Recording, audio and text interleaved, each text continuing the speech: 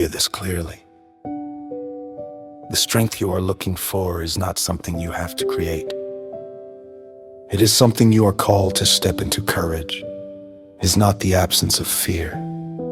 It is obedience in the presence of it. And God never commands what He does not empower. There will be moments when the ground beneath your life feels unstable, when everything familiar begins to shake.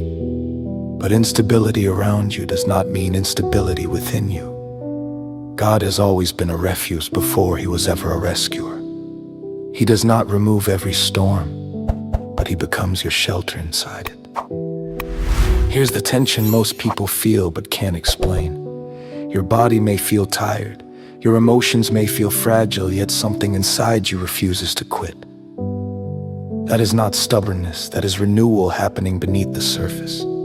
Even when the outer man feels worn down, the inner man is being strengthened day by day. This is why fear doesn't get the final word. Fear speaks to what is visible, faith anchors itself to what is eternal.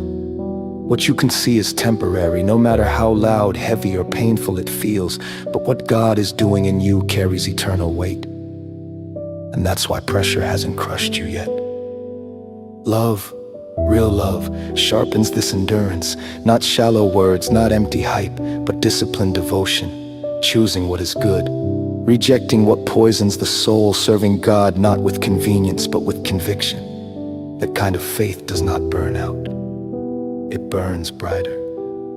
Here's the open loop. Weakness does not disqualify you, it positions you. Because when you finally admit you cannot do this alone, you discover you were never meant to. God's strength is most visible when human strength reaches its limit. What feels like breaking may actually be surrender. And surrender is not losing. It is aligning. Whatever your hands find to do right now, do it fully. Not because time is short, but because purpose matters. Life is not meant to be wasted in fear or delayed by hesitation. Obedience today carries more power than perfection tomorrow. The world will try to shape you, to press you into its patterns, its thinking, its distractions. But transformation does not come from blending in. It comes from renewal. When your mind changes, your direction changes. When your thinking aligns with truth, your life follows. And yes, there will be valleys. There will be seasons where clarity feels distant and the path ahead feels dark. But darkness does not cancel guidance. God leads even when you cannot see 5 steps ahead. Provision does not disappear in the presence of enemies. In fact, God often displays abundance right there. Where pressure is highest, peace is not the absence of conflict. It is the presence of God within it.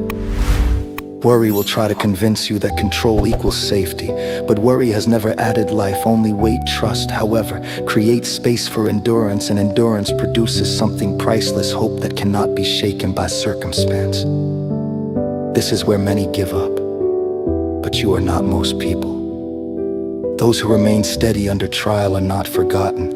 They are being prepared. There is a reward promised, not just in the future, but in who you become along the way. Strength forged through perseverance lasts longer than comfort ever could. Now listen closely. This is the payoff. You are not sustained by your own effort. You are not carried by your own consistency. You are not protected by your own understanding. You are upheld by a God who does not abandon His people mid-journey. So stand firm, not because life is easy, but because God is faithful. Keep moving, not because fear is gone, but because purpose is stronger. Lift your eyes. What feels heavy now will not last forever. Goodness is not chasing you by accident. Mercy is not following you by chance. In this season, no matter how hard, is not the end of your story. You are being strengthened. You are being renewed. And you are not walking alone. Hold your ground.